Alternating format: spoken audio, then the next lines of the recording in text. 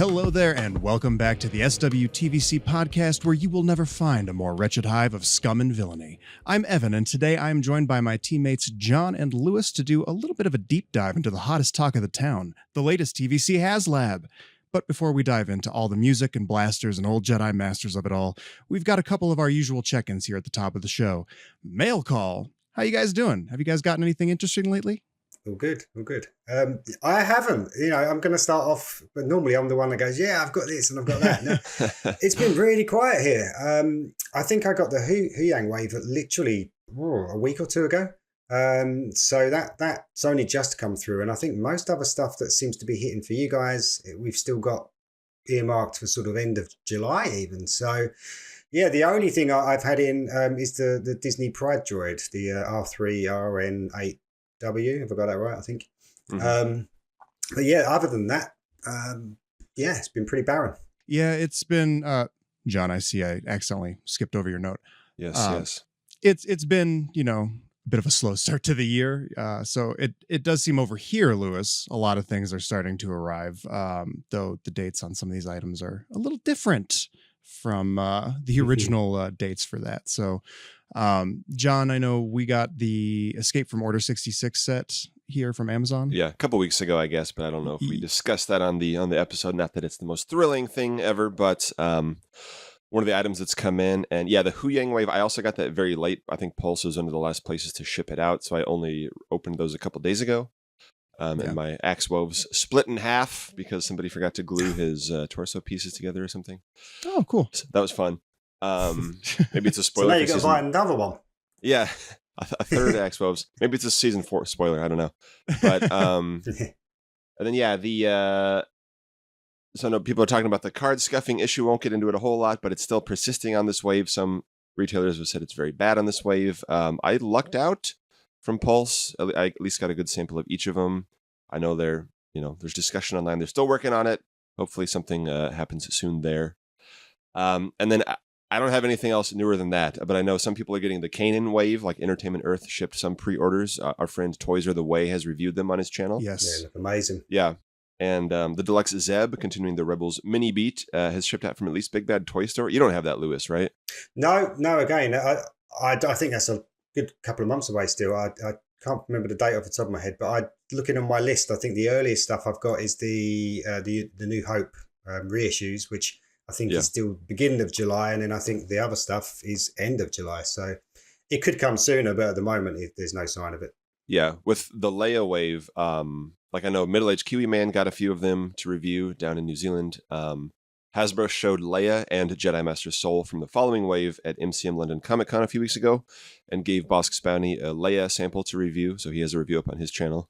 They all look great, but with Hasbro Pulse, I keep refreshing the page, and it says somewhere between July and August for a lot of this stuff, but some people are getting them early. Who knows, but the second half of the year is always busier than the first half, so stuff will start hitting a lot more now.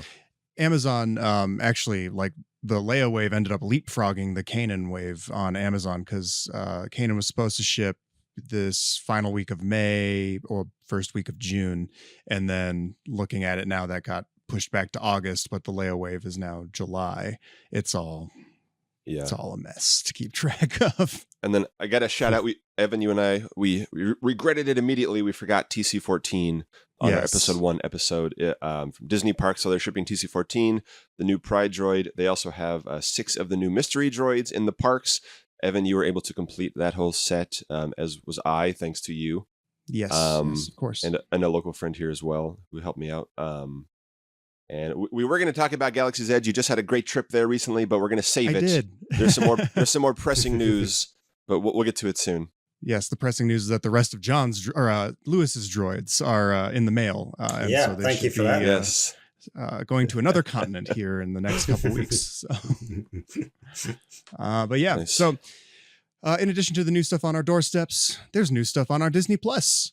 The Acolyte premiered this past week, so there are no figures on shelf in any scale at the moment, but TVC at least knows we have 2 on the way, while the Black Series has the entire main team. Anyway, thoughts on the first 2 episodes real quick? Yeah, I'm really enjoying it. Really enjoying it. I think I'd struggle to find anything negative to say about it, to be honest with you. Looking forward to seeing where it goes. I've this year I actually started to read the High Republic. I've read phase 1. I've only just finished phase 1. So for me, it's quite interesting to see characters like Venestra pop up anyway. I know it's not tied in. There's still a big gap between the two, but because I've been immersed in it for really since about January, reading all these books, it's really nice to now see something on the screen that's in this new kind of era and this new Star Wars part of universe that we haven't seen before. So I'm really enjoying it. I'm enjoying it from both of those sides of things. And I'm picking up comics as well. Again, not having any figures coming in, I've been trying to spend my money on something else. And I went out on my birthday and there was nothing to buy. And I just kind of picked up some High Republic comics. And then I've just been going mad on those. I haven't read comics in about 20 years and I've been really enjoying it. So, Nice. yeah, again, I'm kind of all in on it at the moment. Yeah, really enjoying it. I like Awesome. hearing that. I know I've bothered you about it plenty of times over the past few years since it's been going. I'm like, you guys got to read it. So, but yeah, John, how about you? I don't have time to read books. I'm too busy writing outlines. Yes, for the obviously. podcast. You're writing your own But, books. Yes.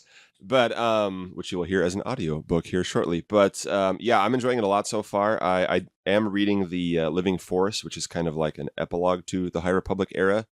But between, seeing episode 1 and that, the Acolyte feels like it's kind of taking a lot of the themes that were planted in episode 1 and expanding on them. I know the High Republic is doing that as well. I know I would love it if I gave it the proper chance it deserves. But yeah, so far There's a lot. Yeah, there's so There's many a lot to keep up with. Every time I'm like, I should read that. There's 5 more books that have been published. I'm like, oh, okay. Yeah.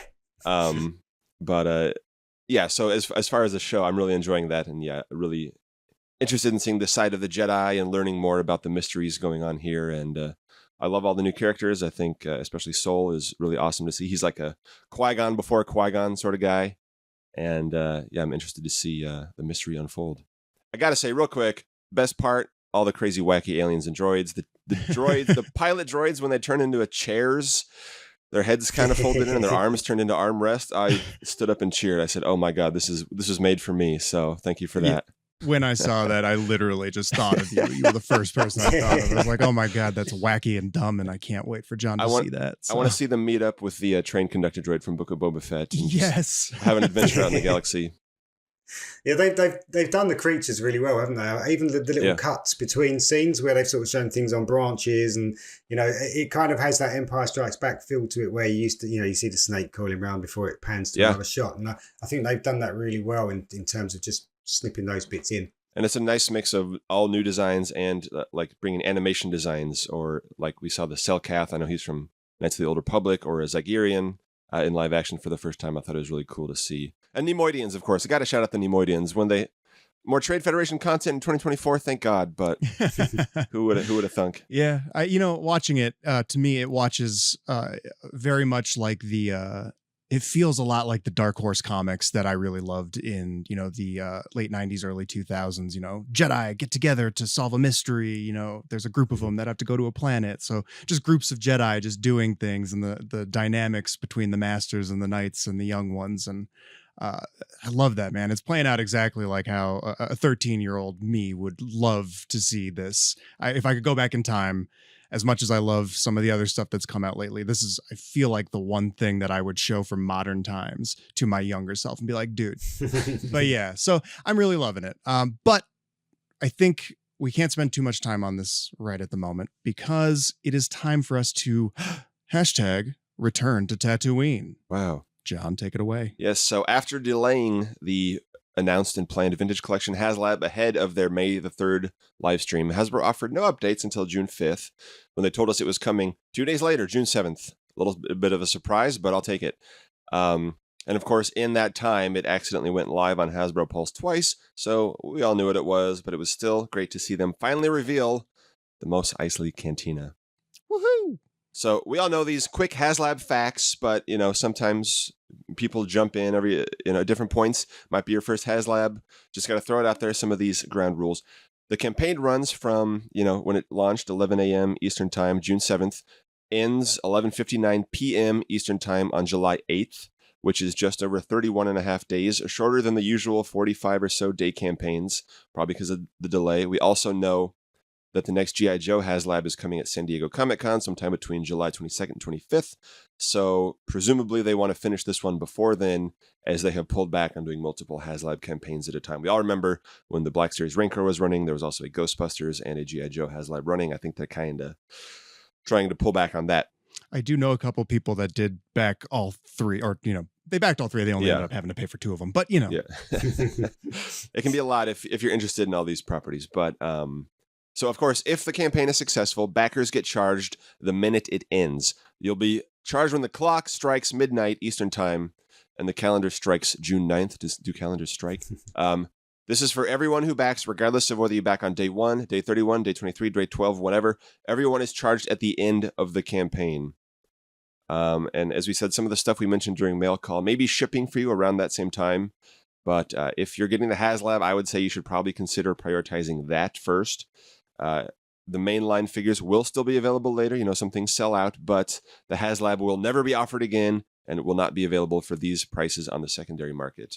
So just throwing that out there. Shipping is free for Hasbro Pulse Premium members. That costs $50 per year, and you might still have it if you bought it when you #GotTheGhost last fall. If you don't have Premium, you'll have to pay for shipping, which looks to be around $25 when you checked, John. Is that what you said? Yeah. Yeah, I think that sounds about right. Could be different for everybody, but yeah. Yeah, £10 so what we're saying here, is, I think it was. Okay, so I think with the Ghost, it ended up, being like 40 or something for shipping that. Yeah. So it ended up being more beneficial if you're going to back multiples to then, get Pulse Premium. What I'm saying here is we're being shills for Hasbro Pulse Premium. Buy it. Hasbro, money, please. Just kidding. They don't ever give us anything. So there are two options this time, with a base offering at $399.99 and a deluxe offering at $499.99. Presumably it's the same pound wise over there. Yeah, pretty much. Yeah, straight conversion. Okay.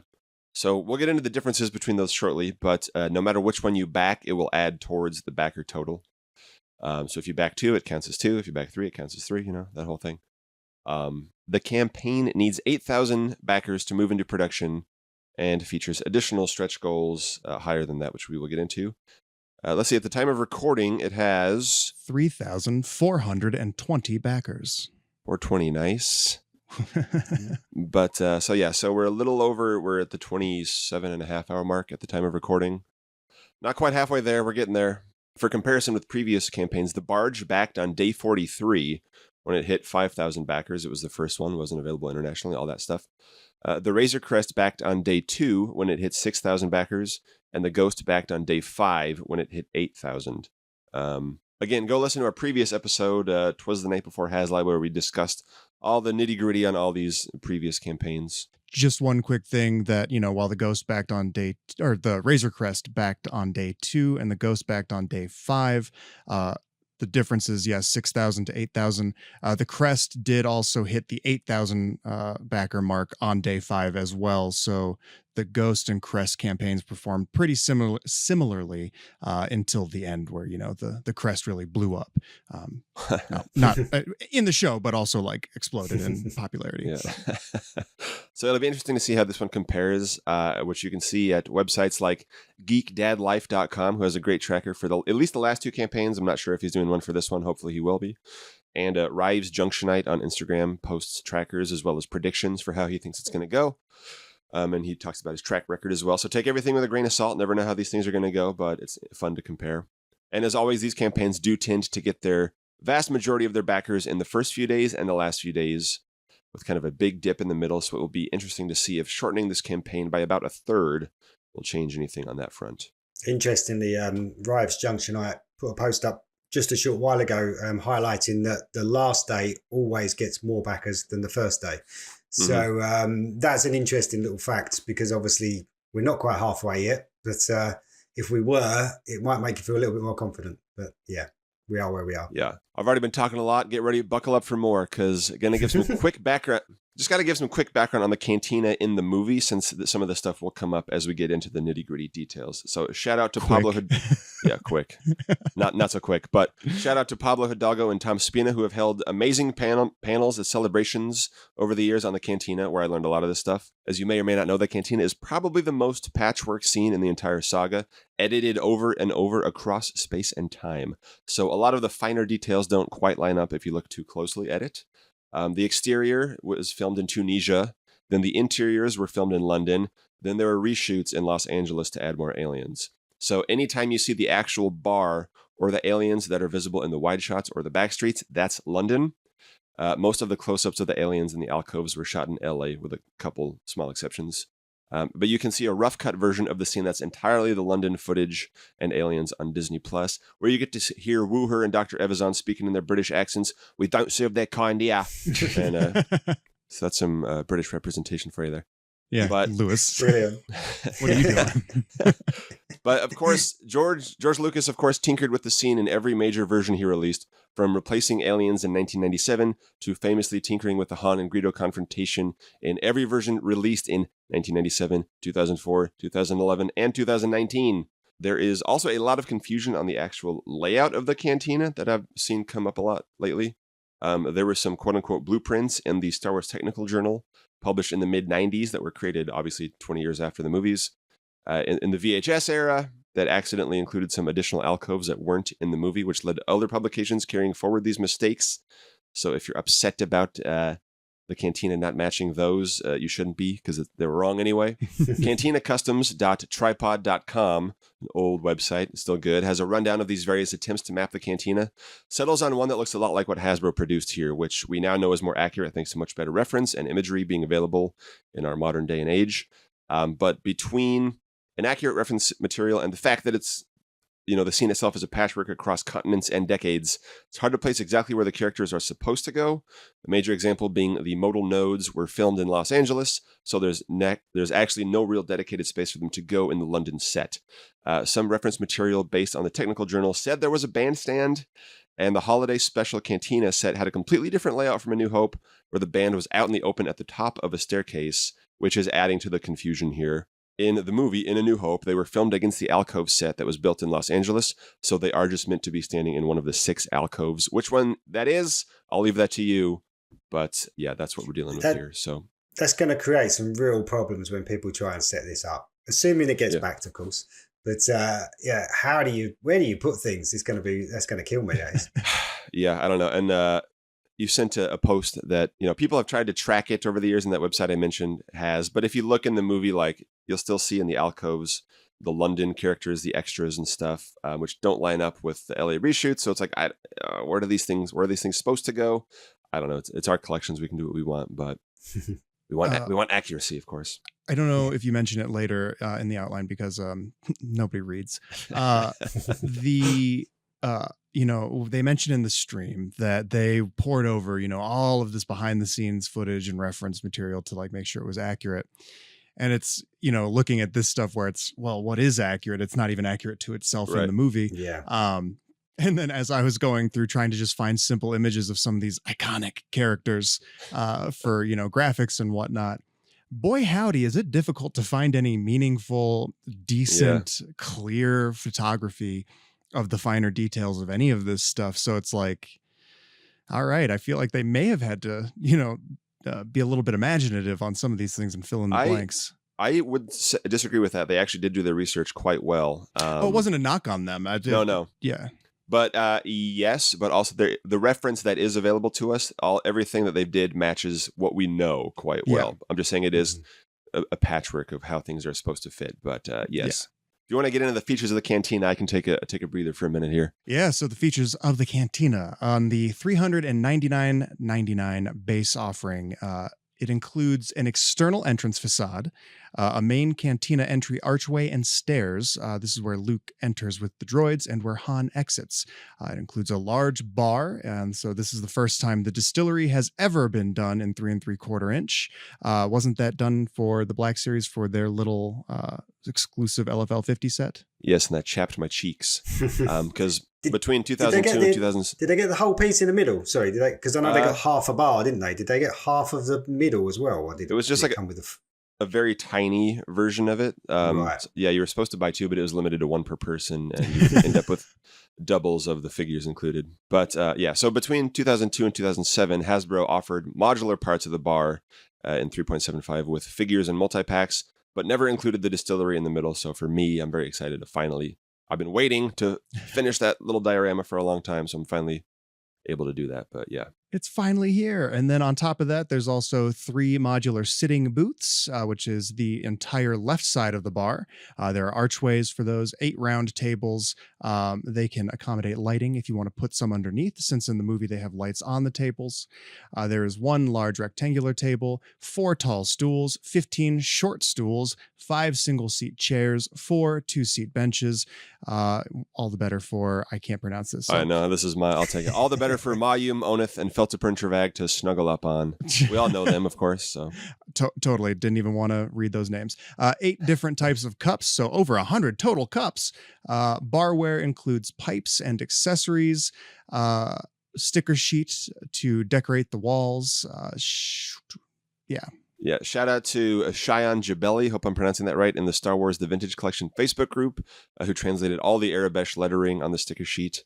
The sheet includes images referencing characters from across the saga, like Wyoslea, Pelimotto, Taladurith, Ben Quadnaros, and the Max Rebo Band. Impressive. The sticker sheet did seem to be what they added in between when they didn't announce the HasLab and then launching it this time. It seemed like a final edition that they put in. Yeah, that's what they mentioned. I don't know. They didn't say why they had to delay it, but maybe they were really working on those stickers. I will personally not be using the stickers. I think the designs are awesome. I think they did a great job on them. My OCD will not allow me to disrupt the sticker sheet. I think I'm the same, actually. Yeah, they look great, but I don't know if I could face putting them on that lovely Cantina. Yeah. Don't want to. You can't face defacing it. Yeah. We'll talk about all this in a minute. But what does the deluxe offering have? The deluxe offering is $100 more at $499.99, and it includes all of the base offering items. But then it also includes 3 additional modular booth sections, which would be the entire right side of the bar. Some of the sculpted damage seems to be the same, but there are some other different details. It includes unique wall decor. They included the little crocodile head and cat skull, barely visible in the film. Which I did not show that. I did not know about until the celebration panels. So for the people that were at those celebration panels over the years, this is really hitting right now. But for everyone else, I don't know. There are dozens of you. 5 additional short stools are thrown in, 2 additional single-seat chairs, 4 additional 2-seat benches, 6 additional round tables, 20 more cups. Hope you're thirsty. Yes, so I am. So size-wise, the Cantina will be over 32 inches by 19 inches for the base offering, or over 32 inches by 29 inches, adding an additional 10 inches for the deluxe offering, which means it's big as heck.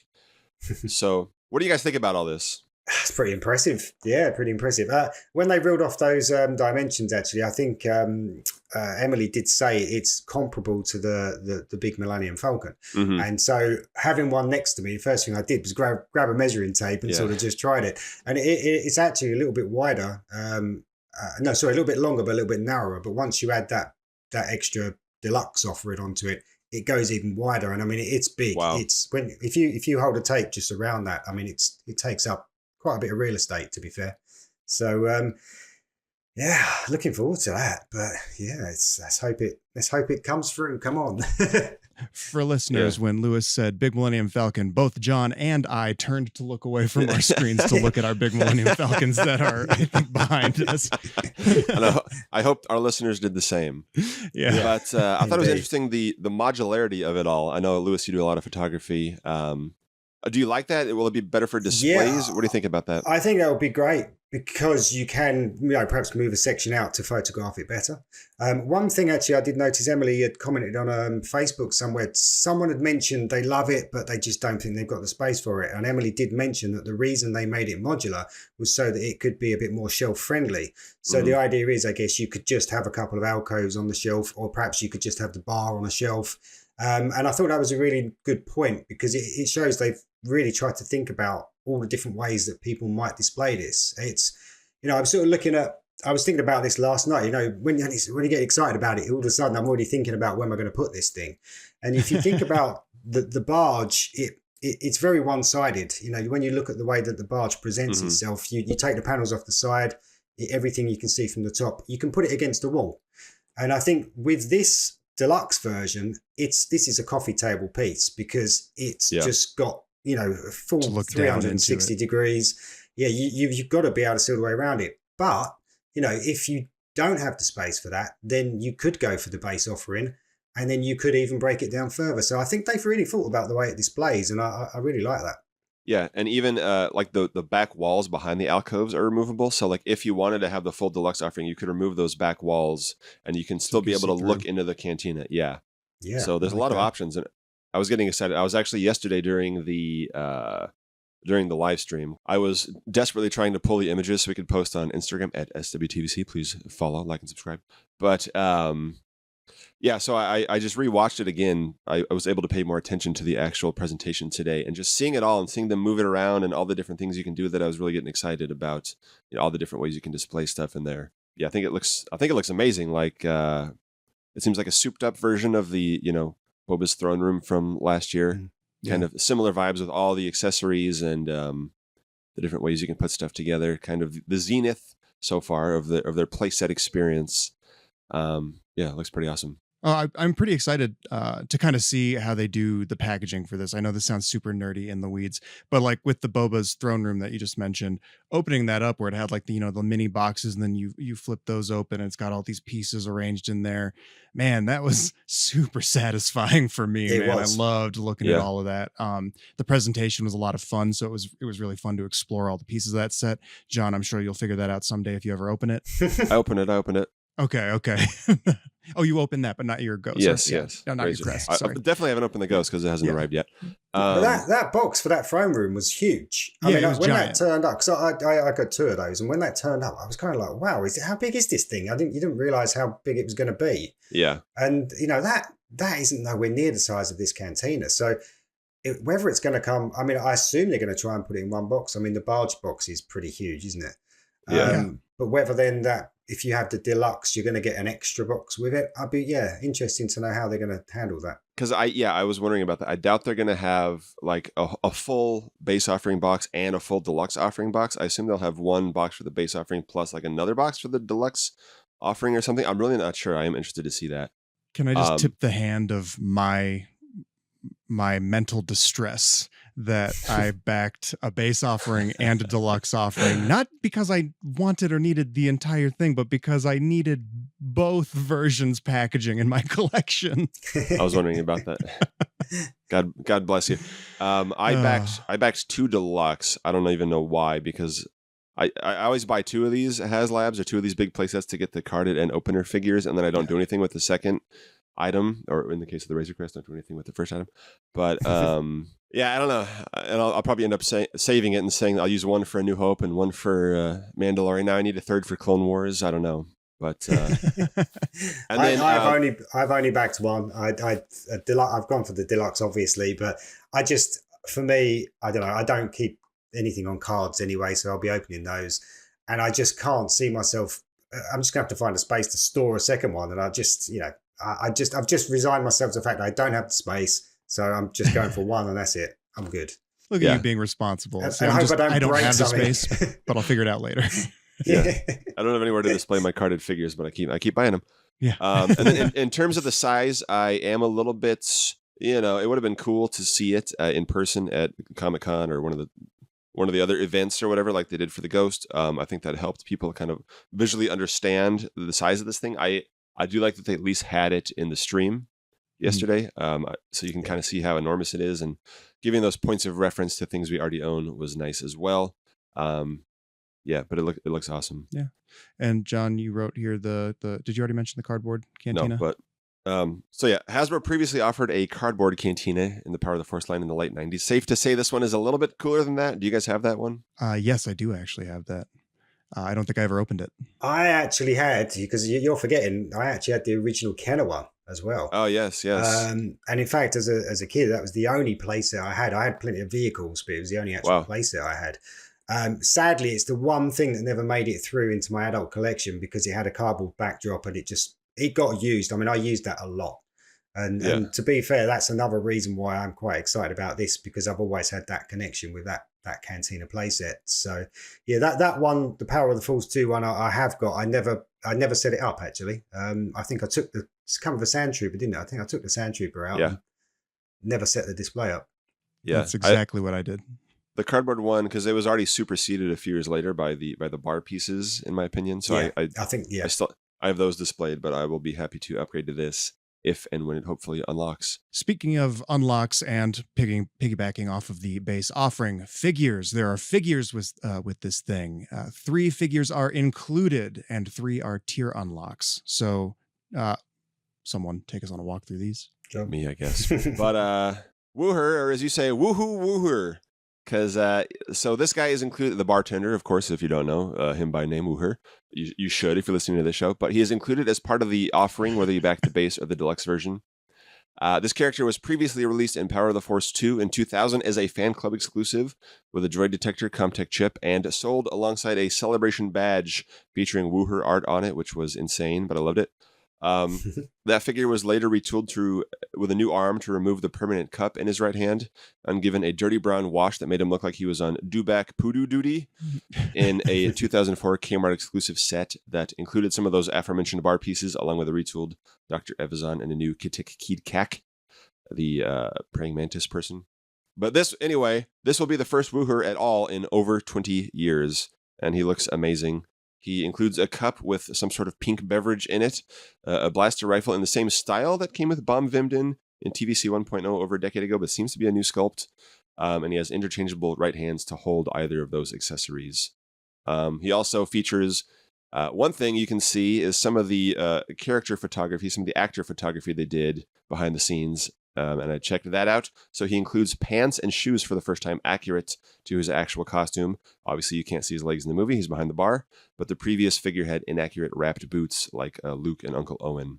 Yeah, and of course, he includes a TVC card for the first time. They use that great image of him looking back. His chest hair is glistening in the light. I was going to say, it looks like he's got a photo real chest hair on that figure as well, doesn't it? They've really gone to town with it.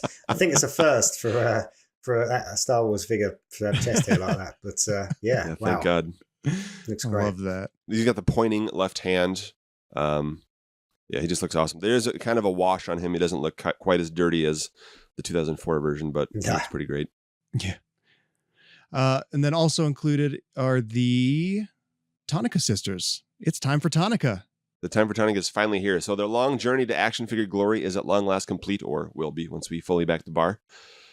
But they are, again, like Wuher, included as part of the offering, whether you back the base or the deluxe version. So obviously we have to shout out Victoria's Cantina for her tireless work on this topic over the years, for starting the Time for Tonica petition.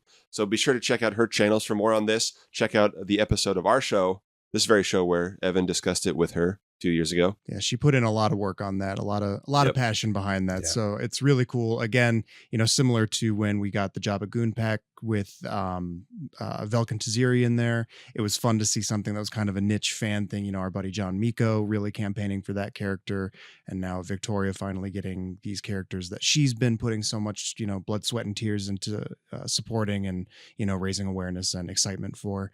It's really cool. Mm-hmm. It's really cool when that comes to fruition. So, though they were previously barred from some official Lucasfilm and Hasbro figure polls, they have done well in fan polls. Of course, they won last year's Last Figure Standing tournament. And in TVC March Madness, they ranked 4th this year going into the tournament. They have been on the bracket all 4 years, and they made it to the Elite 8 last year. So, obviously, there's been demand for a long time. I know people always wanted them, and then at some point when Hasbro said, you can't have them, I think that kind of the forbidden fruit element. It wasn't the entire reason for it, but it definitely was part of it for sure. Their Legends backstory is even more confusing and convoluted than their likeness rights. But currently, Cine Tonica is the taller one in green, played by the late Christine Hewitt. And Bria Tonica is the shorter one in blue, Bria in blue, played by Angela Staines, who will finally get to see the Tonicas as action figures for the first time ever. Will anybody want to take these to her to get signed because they'll be so rare? I don't know. We'll see. I did wonder that. Yeah, I did wonder that myself because, you think sometimes people take figures themselves for signing, don't they? And they'll actually sell them with... she won't be able to do that if they're only coming with a HasLab. So, it could be a bit of bittersweet for her on that one. But I'm sure she's happy to see a figure turn up. Yeah, for sure. One thing I would say, just where you're saying about the taller and the shorter one, it's really nice. I mean, did we doubt Hasbro? I don't know, but they've actually made them one tall, one short. There was always that element where I think people always assumed that perhaps they would be the same tooling. Yeah. And so, that's great to see. Yeah. So comparing them just now, and I know they're still working on the sculpts, but the figures seem to share a lot of the same tooling as each other. But Brea at least has a shorter torso, so she can be shorter than Cinny. I think their legs and arms appear to be the same, and they were talking up Cinny's left hand with a bracelet on it and stuff. Keeping the silver theme going, they each have 2 Naboo blasters, which is probably as close as we'll get to celebrating Episode 1's 25th anniversary this year. That's my little gripe right there. Yeah, but they don't show up till next year, so we still miss it. That's true. Great. And of course, they each have a different cup because we needed more cups in this set, as well as interchangeable left hands to use them. They can also interact with the hookah pipes that they use in the movie. So that's nice that they included that accessory. And yeah, it's great to finally see these guys, these ladies in the line, and their portrait sculpts are kind of amazing, just how good they are. Really are. Same with Wuher. Yeah. I'm not reading this next part, John. I was going to say, well, feel free to chime in at any point on the individual figures as we're discussing them. Oh, yeah, for sure. Just when I saw the next thing, I was like, my Hadis is a little... Yeah. So. Yes, so I see you guys are getting up. But kuna chuta solo? Don't go anywhere, but let's go for Greedo. So we can get Greedo backed first at 11,000 backers, at which point he will be part of the HasLab for everyone who backs it, no matter when they back it. And of course, we all know Greedo, probably the most prominent Cantina character. He was part of the original Kinder 96 and has gotten unique Hasbro sculpts in 1996, 1999, and 2006 when he was part of the Vintage Saga collection. But he's never been in TVC proper. He's also had a couple of repaints and reissues and stuff. He was number 66 going into this year's TVC March Madness, so he just barely missed a bracket, as he has done for a couple years now. He was also in the second wave of the 6-inch Black Series, where he was a huge early peg warmer, then reissued and repainted a few times. He tends to peg warm in that line, then gets scarce and go up in value a bit on the secondary market. You'd mentioned, being repacked. One of those repacks was a Cantina Showdown Black Series item that was, I think, Toys R Us exclusive. Yeah, with him where and it was Han. a Cantina alcove with the table, benches, and Han and Greedo repacked in there.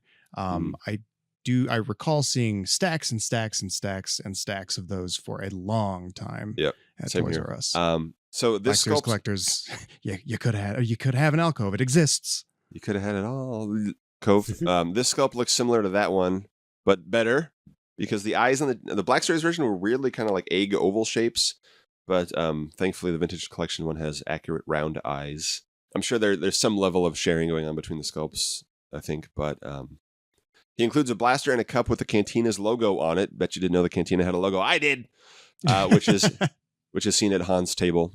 And of course, another rabbit hole here. Greedo is played by 2 different actors on set in A New Hope. Paul Blake in the London shoot and the recently departed Maria de Aragon in Los Angeles. The initial London Greedo didn't have any articulation in his mask, but he did have pockets on his jacket, so that's got to count for something. So this is the jacket on this figure and the Black Series figure, and similar to the other Rhodians seen around most Eisley, because that was all shot in London. When they reshot Greedo in LA for his close-ups, for whatever reason they used a smooth jacket without pockets.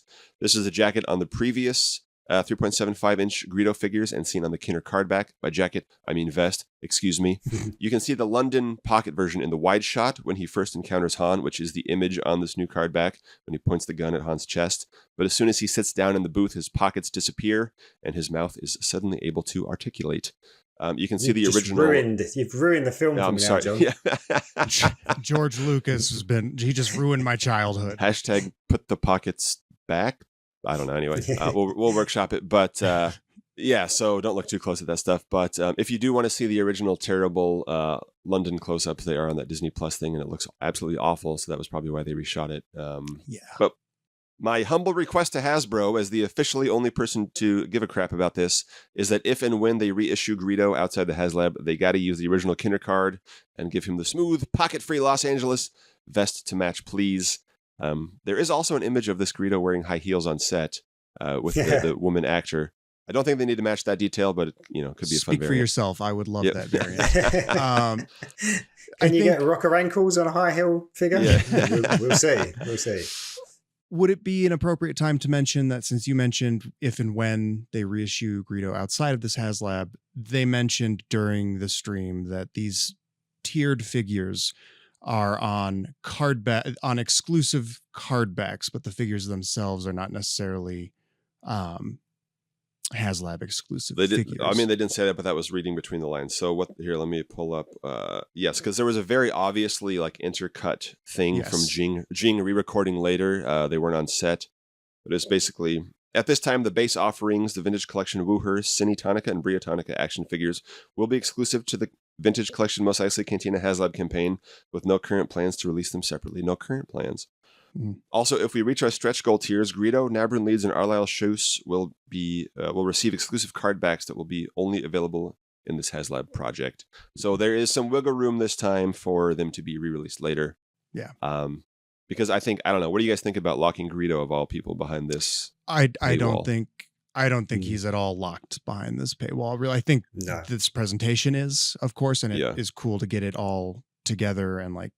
But I absolutely can see them doing a Greedo outside of this regardless. I think that's the one that has to be outside of the HasLab, just for the finished 96 aspect. Sure. I think the rest, you know, I know people do collect figures and don't always collect the world building pieces, but there's a question mark on how many people want deep cut characters if they don't have a Cantina to go with them. I don't know. Right. I'm sure there's someone screaming at me now saying, I want them, you know, but I feel that Greedo is one of those figures that people would definitely want, whether they've got a Cantina or not. For sure. And he has a quote unquote action scene and lines in that scene. Not everyone does. With one of the main characters. Yeah. And if you're the kind of person that wants the Tonica Sisters and Aril Shus, you're probably the kind of person that wants a full Cantina playset to put them in. Mm-hmm. So, but for Greedo, there's also, you know, a bunch of other identically dressed Rhodians in the Cantina and in the Mos Eisley hangar with Jabba and Han later. If you're one of the people that are able to watch the filthy special editions like me. And, you know, there's similarly, but not exactly dressed Rhodians throughout the prequels and in Return of the Jedi. So I think it wouldn't be a terrible idea to repack Greedo in some sort of set, obviously on his original 96 card, for people that might want more of him to flesh out these scenes. Yeah. Not saying all Rhodians look alike, but, you know. They do dress alike. So next up, let's take the leads and nab a Nabrin Leeds. Let's do it. So that's tier unlock 2 at 14,000 backers. This character was previously made in the 1998 Power of the Force 2 Cantina Aliens cinema scene, along with Labria and Takil. He was in a milky white outfit there, then repainted silver in 2006 and repacked with Cabe in the Saga collection. He kind of looks like an avocado in a gas mask. But apparently on set, he was known as the Plutonian, as well as Squidhead, years before Tessic took that title for himself. That's from an article on StarWars.com from about 20 years ago. I rewatched the both versions of the scene, or 2 of the 18 versions of the scene last night. And he is quite prominent at the front of the bar, turning to look at Luke and the droids when Wuher tells him, "We don't serve their kind here." There's both versions of Wuher's line for you over the course of this podcast. And he's basically, so he's kind of front and center. So, you know, even he wasn't my first choice for a remake, but he does make sense because he's right there front and center in the middle of the bar. He basically stands there for the rest of the scene. Yeah. I was just going to say, I would say just in terms of the remake aspect, yes, we've got 2 versions already, but it's probably, when you look at some of the figures we've got, probably one of the most dated. So I can see why they picked him to redo. Yeah, I think I like the sculpt of that old one, but yeah, he's limited in terms of what he can do, and he's like made for a giant blaster that he holds kind of strangely, but don't remember that in the scene. Plus, this allowed them to really flex their engineering creativity and abilities. Yes. It seems that, you know, with 4 arms, you know, being able to articulate everything. I'm really interested to see how this figure ends up turning out, you know, in hand. I hope we get him. I did see someone say, "Is he? Are they warming up for a Pong Krell? Just a trial run for a Pong Krell?" Can we do 4 arms? See how much it costs. And each of those 4 arms have ball joint shoulders, elbows, and wrists. So he's got, you know, they didn't skimp on any articulation here. And I've been trying to compare his outfit to some of these, you know, hard to find images. He's kind of similar to some of the other characters like Elroy's Medak and some of the spacemen. It's not quite exactly the same. Maybe there's some reuse they can get out of him. Not 100% sure on that. Yeah. I will say, okay, so he's standing at the front of the bar the entire time, but When Luke walks down to the bar, it cuts away to the shot of that Rodian, who's apparently not Greedo, looking over his shoulder. And who should we see next to him but Nabrin Leeds, who teleported over there with a couple of the spaceman buddies, thanks to the magic of editing, because they did make doubles of a lot of the alien costumes in both London and Los Angeles, but I think they only made one of these costumes. Someone correct me if I'm wrong, please. But if you want to pretend there are two of them because of this continuity error, you can use one of the older figures. Or buy 2 cantinas. Yeah, or buy 2, yeah. And open them both. Does that mean you've got to buy 4? Yeah.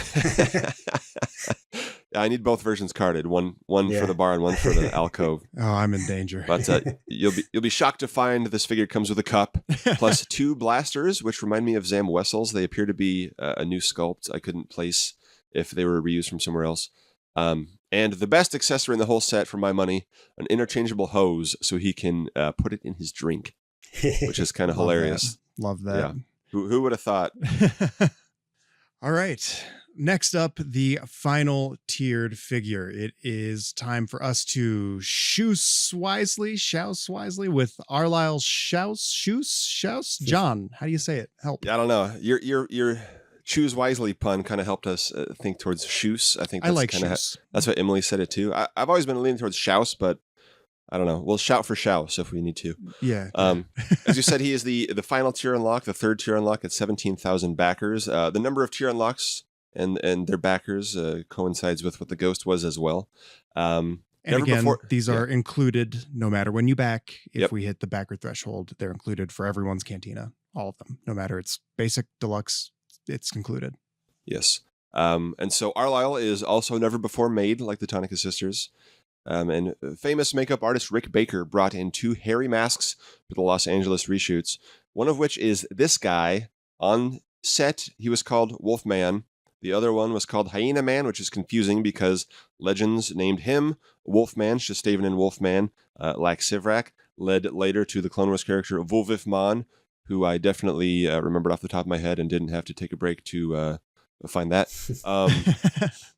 While Aril became known as a Defil, known as Aril Shus. And there's more to it, and I'll spare the details. But okay. That was my question, is that they are different species then? They are different species. Supposedly the mask might have been based on the same thing, but LXVI has like an actual, he has like a dog nose and mouth, whereas Aril has a more like bat-like features. You could call him Batman. I know you just got excited. I did. He has bat-like ears as well. He has bigger ears than LXVI. Okay, that makes more sense of the legs also being different. Yes. Yeah, because they made a LXVI figure in Power of the Force a year after he was actually deleted completely from the special editions, and they gave him some crazy dog-like hind legs, which I'm sure the costume did not have on set. But so yes, the close-ups of Aril, Shus, and LXVI were both replaced in 1997 with Malas and Ketwal, respectively, which is, of course, the same mask turned around. But Aril still remains in the current edit of the film. In the very first shot of the Cantina, you could say he is the very first Cantina alien we see, because he's on the very left side of the screen in the very first shot. He sits with Pons Limbic, Braconner Bakiska, who has never been made, but is the same species as the Terminal Man. I forget his Legend's name now. And Bom Vimden, when Himdazon pops up and the music begins. So he is in the first iconic shot. Iconic shot. There's your iconic, Evan. When Himdazon pops up and the music starts. These names, man, they make my eyes just... Let's see. The original names were, Brainiac, Wolfman, and Don Rickles was Bom Vimden's name. Where is Combi Ovary? Is he safe? Is he all right? In some of the photography they shared, they had some random background humans like Velkin and somebody else kind of filling out for the random humans in the background. So you got to get some of those figures as well. It's actually it just reminded me really that it's a shame that the name pill doesn't have anything, in brackets. Yeah. Because obviously historically we've always had the Warsman Hammerhead, and it would have been nice to actually have just made a little reference to that. But I guess it's hard because, as you say, they've kind of changed the reference to him over the years anyway. Yeah. Love Legends when they always add these stuff. And it's piles on top of piles, and it's another layer of editing to the Cantina over the years. But our boy Aril, Sadly, he doesn't wear an Argyle sweater, though I would love a repaint of that. But he wears a sweet 70s ski jacket and has, 3 fingered claws. People have been talking about his pirate-esque boots. Sort of look like Ki-Adi-Mundi and Plo Koon's, so there might be some reuse potential there. They are not 100% accurate to either of those characters, but I think they're within the margin of acceptable. The margin of error, yeah, for sure. Me. And you know me when it comes to those Jedi costumes. So yes, we want them to be accurate, but again, you'll be totally shocked to hear this, but he includes a cup, and he also includes a DL-44 blaster like Han Solo's, who you might be hearing more about in just a second. Yeah. Lewis, you've said that this was probably the one you were looking forward to the most. Definitely. I think one, because he's never been done. And I think that, again, I know John always leans that way as well, but same as the Tonicas. But for me, he's an alien that's never been done as well. So I think that's always a bit more exciting just to see a new creature and just, I love new stuff. I love to see the new things that we've never had. And so this one definitely excites me most. And he just looks really cool. I don't know. I just kind of like the slightly horror aspect of him as well. I just think, he's a great little character. The red eyes. There is an image out there of him from like a low budget horror movie that I think he was using, or it might have been like a Halloween house, like a haunted house, where he's like kind of hunched over, looking more horror-esque than he does in the movie. And I know George wasn't a big fan of this guy, so he cut out his big close up, but he still looks cool, and I'm glad he's potentially coming to the line. This is probably my favorite inclusion as well, though I am very excited for all of them. Yeah. And I was also very interested in Greedo Leeds as I was taking another look at him today. And they're saying how they sprayed him with all the silver paint. Even though, new before redo for me always. And that includes new figures from the oldest possible Star Wars media. That doesn't just mean new, but just never before done. I have decades of stuff in this collection that I can't wait to put in the Cantina. So let's get some new characters that haven't been done before. Yeah, I'm sure we'll be doing a list later, John, where you can run us through all of the things that we should go to eBay for to find. I could do that, but also luckily that's already been done. So a lot of this Cantina stuff has been done, and we will shout them out appropriately with a post. But Brett on Fett did a YouTube video where he talked about all the Cantina characters to buy. Bosk's Bounty did a similar video with all the existing Cantina characters that have been done, and Lando Griffin just posted it on Instagram and Facebook. All the different Cantina characters that have been made. So thank you everybody for doing the work that I don't have to. So I can focus on the real things like correcting people about the fact that there is no bandstand in the movie. So. Oh, John, bless you. Oh man. So that's a lot. That's a lot in that Cantina. There's a ton of stuff in there. I hope you like cups and also figures. That's great. But wait, there's more. Pipelines. Yes, of course. They teased it with images, but then they came right out and said that there's going to be all new versions of the A New Hope outfits of Luke Skywalker, Ben, Obi-Wan Kenobi, and Han Solo. Finally, following on Leia coming right around the corner. Make the mains. They are making the mains. They are also at least updating one of the mains, Chewbacca, with a new portrait and legs, which Evan confirmed will have barbell hips and rocker ankles. Yep. Is that enough for that, Chewie? Enough for you, maybe not. I really don't love the idea of that. I don't like the torso or the arms, and especially the hands on that 2004 Chewbacca. It's a very weak sculpt. I think I wish he would have gotten an all new one, but it's just like a medal ceremony on Yavin. Chewbacca doesn't quite get his due. We could probably reach our arms out in any direction and pull one of the 80 million Chewbaccas that they've released on this sculpt in the last 20 years. Oh, man. Which I am doing including right last year. Yeah. Yes, the holiday special one. But my favorite figure of the year. But I'm glad. I'm with the ATST as well. Yes. Yeah. And I did just open my Millennium Falcon, so I am slowly opening stuff. So I did get that version as well. But the biggest one, the biggest thing he needs is the updated legs. So I'm glad they're at least glad they're doing that. The legs will make a huge difference. Like he'll be able to do running shots, some more action shots, and balance in more dynamic poses. So you can kind of cover up the less cool articulation of his arms. Yeah, and it is still frustrating that you kind of have the way he kind of finagles his hands around the bowcaster and stuff. It's not great. Yeah. So, I think new hands would have gone a long way, and they have done new hands like in the holiday special figure. and a couple times over the years. But anyway, I'm excited for the new Chewie. I'm excited for the new Luke, Ben, and Han. Again, I'm usually more excited about new figures, but obviously these are 3 or 4 that the community has been very vocal about wanting for a very long time. They all ranked.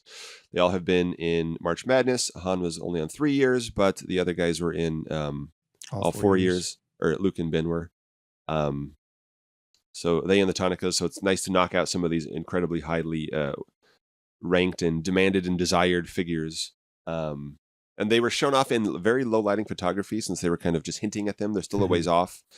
We can see them a little bit. We can see that Luke has a plastic skirt, thankfully, instead of that soft goods monstrosity from 20 years ago. That is a huge relief that they did not go all... they didn't go soft goods on that, which we covered it on the last episode where they recently pipelined one for Black Series too. So I'm sure it'll be the same sculpted tunic this time instead of the weird cloth. One thing I want to ask, do you think Obi-Wan will have a plastic skirt like Leia and like the Black Series version? At least on this figure. He's hiding behind a soft goods robe, and I didn't have that fear until I realized yesterday that he might be doing that as well. Yeah, you know what? I could honestly see them giving him a plastic skirt and then doing a soft goods version in a repack if ask us to buy him again in another set. And if they did a showdown set with a Vader or whatever. A showdown set would need the cloth, just simply to be able to pose it with the right, or stick him with them all. Yeah, yes. The Rebels version. Yes. I mean, that needs to be able to pose. Yes. So, yeah, I think a New Hope version you could probably get away with, just a bit like the Leia, looking good, but not necessarily needing to strike all those poses.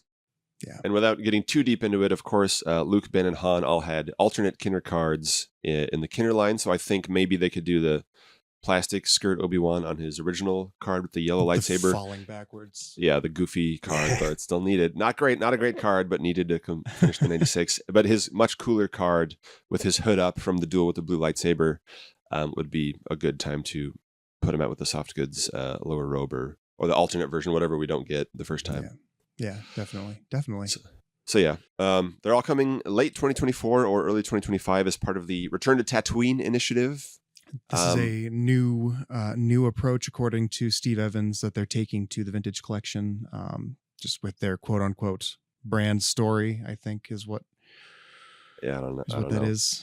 Most of Star Wars takes place on Tatooine, so are we really returning? Did we ever really leave to begin with? But I assume this means more stuff from A New Hope, probably. But Tatooine appears in so much Star Wars media, but were you going to say this?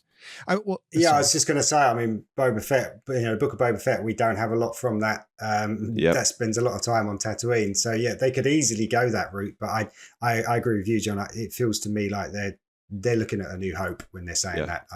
I'd be very surprised if they're not. Because it's kind of the double-edged sword of, we want them to focus on scenes and teams and themes and complete the crew and build out the world of these playsets. We've been begging for them to do that for all the other HasLabs and the playsets and everything, and they're still keeping an eye on that. Obviously, there's more work to be done, and we're continuing to bring that up in posts and things.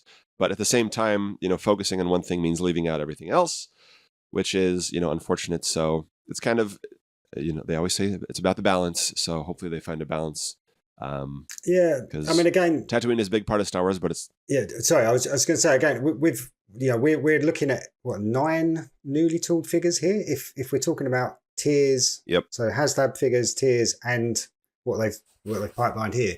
I mean, that's kind of amazing. 9 lots of new tooling that could potentially then be reused in other things. So although, if they want to focus all of that new tooling and all that stuff in one area, I'm fine with that. If they can then use that tooling to pick up bits in other areas, then that's even better. So that's like you say, you don't want them to forget the other things, but it might actually give them the opportunity to do those other things as well, which would be good. Yeah, that's true. And, a brand new A New Hope Han can get Hans from every other movie that he's in because he wears similar clothing and everything. And he desperately needs like all new legs and everything. Yeah. Not going to go down the whole list. There's a chance for a Force Awakens. Hopefully. Maybe by that time he can do in a 2-pack with Chewie, and maybe Chewie will get new upper arms in that release or something. I don't know. We should finally get an all new incremental update. Yeah. But are you guys hoping to see anything in particular for this hashtag Return to Tatooine? Sand Trooper for me. I think that absolutely it's again an easy one for them to do, but the one we've got now was great in its day, but you look at it compared to what we've now got with the Stormtrooper, and I think it's just it's screaming out to be done. And obviously, if we've got this Cantina, then we're going to want sand troopers all around it and inside it and all over it. Yeah. So that's definitely my number one. Seems like an obvious 4-pack they can do. I know it'll have a lot of deco with the sand and stuff, but do you think that they would do a 4-pack with different color pauldrons, or do you think that they would try and do just sort of, I don't know, match them all? I think they could definitely do one with 4. I mean, they did one with 4 pauldrons back in like 20 years ago. They had orange, black, white, and gray, which is another thing because there might not actually be a gray pauldron in the movie. It might just be a dirty white one. Yet another rabbit hole to fall down. For more on that, check out any Rebel Scum forum thread. But yeah, I think because they did a couple of them in Vintage Collection. But yeah, on the new Stormtrooper body, and of course, they have the Sand Troopers have slightly different armor than was used later in the shoot for the Stormtroopers. So they have a different left knee detail, which I would like them to do that. And while they're doing that, can you please give them barbell hips on the Stormtrooper? Because that's kind of holding it back for me from being 100% perfect. It seems like something they could do. But yeah, Sand Trooper is probably the most needed one. This is going to sound bad because I don't like championing for necessarily repacks and stuff, but I would not be against a 2-pack in the same, like in the vein of the Showdown pack, like the Obi-Wan and the Ewoks and the Galaxy of Heroes set. They did a 2-pack of reissues of Avazin and Dr. Avazin and Ponda Baba, since those are two also major characters from this scene, and I think it would be good to have them back out in the line. Yeah, I know. I was actually wondering how you were going to pronounce. I pronounce it Evazan, which is closer to Evan and Timothy Zahn, out of respect to two great Star Wars creators.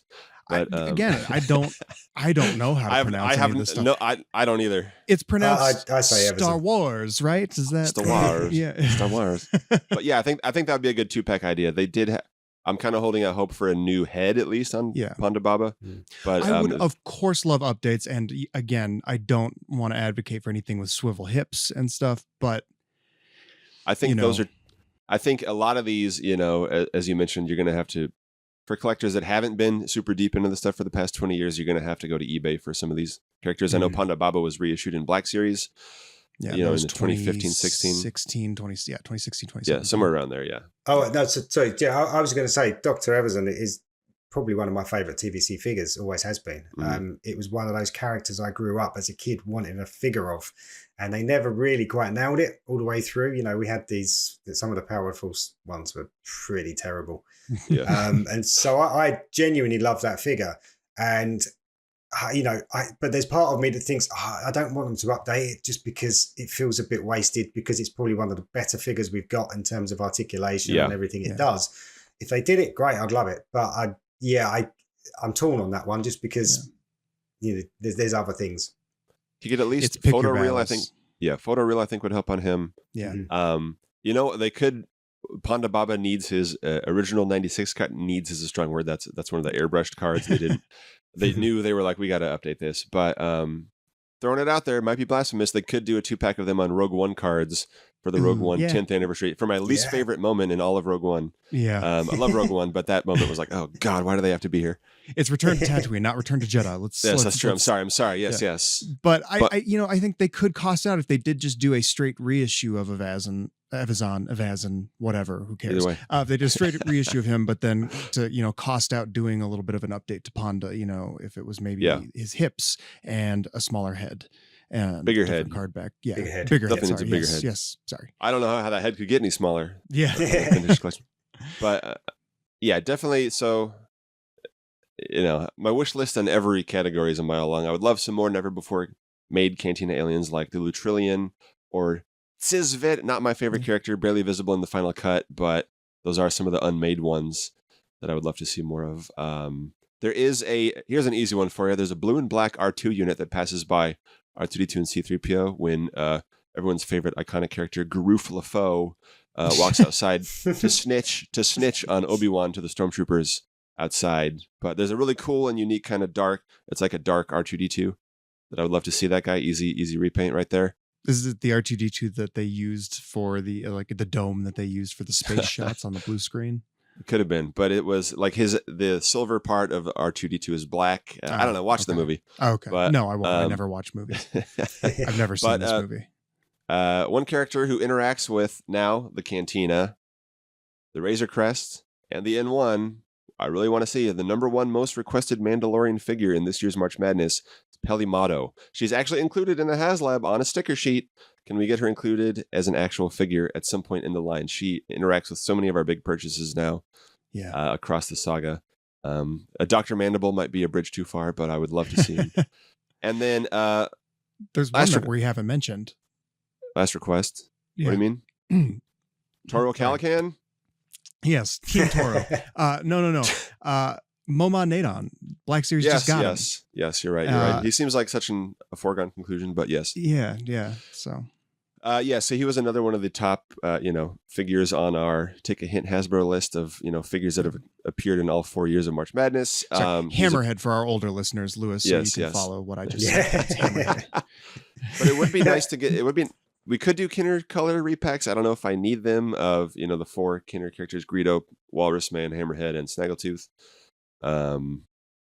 But I think that'd be great. You could stick them in an maybe? alcove somewhere, couldn't you? In your display, just sort of tuck them away somewhere out the way, and just a nice little nod. Anything wacky would really not be out of place to just put randomly in as filler on this thing. Yeah, and it doesn't have to. You don't have to recreate this exact moment in the Cantina. I'm sure it looked like a busy Saturday. I know in Mando it was a little slower. Yeah. I got 3 more things, then I'll shut up for the rest of the episode. There's 2 droids that serve in the Cantina that are actually original 96 characters. In the Clone Wars, we see a 2 1B medic droid serving drinks in the Cantina. That could be a fun way to knock both of those out. He has slightly different tubes and stuff, but whatever. And then, of course, EV-99 serves Mando in the Cantina in Mandalorian. And there are actually 2 of those droids in there, played by Mark Hamill in that scene. Just about to say so, got bona fides if you've ticks a lot of boxes. If you've thrown away your earphones after hearing me ask for Mandalorian characters in a New Hope set, it's okay. They're from Return of the Jedi. It's all right. It's all right. And then last thing, Akmina. Can we get Akmina? Like I said, it's a slightly different bar, but it's kind of the same vibe. This is my chance to ask for more holiday special figures. We're getting a Cantina. Can we get some more holiday special? The night shift to fill it out, please. Yeah, I'm wondering, is there anything they could just reuse and throw soft goods on and a new head and then do it as a Disney Parks exclusive to follow honestly, maybe the Life Day stuff? Somebody like Morgan Elsbeth or Leia, anyone with a skirt, they could just kind of use those. Yeah, you almost feel like it could be a tradition, couldn't it? For every holiday season now, they could just produce another Cantina, right? Alien or whoever it is, and just keep churning them out. We're talking about Leia on a holiday special card. I'd buy it. Yeah. So yeah, I would too. That's where we get the soft goods. So obviously there's a lot they could do, but the Cantina itself and the offering, when I was rewatching the video and they had all 6 of those figures lined up, they look so good. Never did I think we'd get 6 all new Cantina characters in one go. Hopefully we hit the tiers. Hopefully we're able to get them all included in the base offering. Kind of amazing that this exists and that, we can dream about what else they can add to it in the future. Yeah, it's huge. It's expansive. It very much is everything that a lot of boxes are being checked of what we're asking for the vintage collection here: world building, teams and themes, and all around a similar time. It's very cool to see a lot of this stuff come together. And again, using the word, this is an iconic moment in Star Wars. It really is a huge thing. And I'm very excited to add it to my collection. I'm excited to build out the world more. And I'm really excited for people who have waited a long, long time for this kind of thing too. Absolutely. And the Canteen, I'll just say real quick, in terms of the actual scene, I've already said a lot about the behind the scenes stuff that doesn't really matter at the end of the day, but it's the moment where, Luke steps into the threshold. It's the first big step in his journey it's his first step into a larger world. It's showing that, the world is larger and more dangerous and more colorful and more crazy than anything we've seen up in the movie to that point. Obviously, so many movies have, paid homage to it over the years in and out of Star Wars. The Acolyte, the first scene is a reference to the Cantina, the noodle shop fight. So it's obviously a big moment for Star Wars. It's a big moment for the characters of Star Wars. It's where we meet Han Solo and Chewbacca, for God's sake. we learn about the Kessel Run. You know, it's Yes. I want it in my collection. I want it on my shelf, and so everybody go buy 10 more than you already bought. So thank you. Okay, I'm gonna go back 2 more so that I have as many as I backed as ghosts. You only backed 3, you fake fan. I know. Shame. God. But yeah, Lewis, any closing thoughts? No, I'm just praying that we get to that 17,000, tier, and then we can all sleep easy and wait for it to arrive. But yeah, at the moment, I would say I'm not quite nervous yet, but I hoped it would do better than we currently are at the moment. But yeah. In still fact, way to go. Check It's in got on about that. It got 40 more backers since we last checked. Exactly 40 more backers. Mm-hmm. So that's about one every 2 minutes.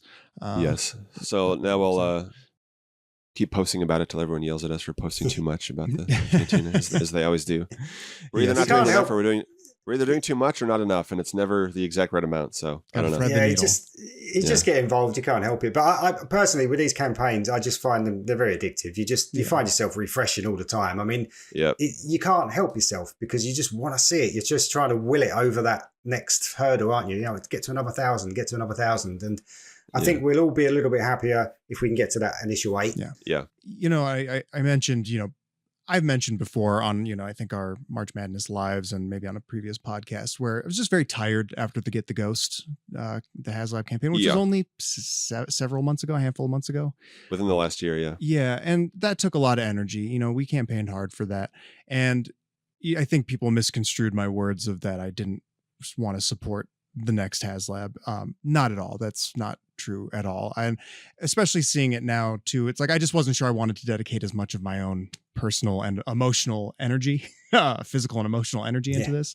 But having had a little bit more time in between those campaigns to kind of regroup a little bit, and we're a couple of months out from March Madness, it's been a little easier to kind of swallow the idea of like, okay, well, yeah. And then the extra time that we had to wait since it didn't get revealed at the beginning of May and ended up being beginning of June, that was kind of helpful. So it was nice to kind of recharge. And then now actually seeing it, it's just like, oh yeah, that's why we do this. It's really fun to, kind of get involved in these things, to see people get excited, to see the discussions going on around it, learn, like on this episode, John, I'm learning things that I don't know from your extensive knowledge. And you Lewis definitely need to know. Yeah, that I need to know. And then Lewis, from your experience with this stuff, of being in it for longer than I've been alive, not to make you feel old, but yeah, no, I mean that with no offense. I am so sorry, but yeah, it's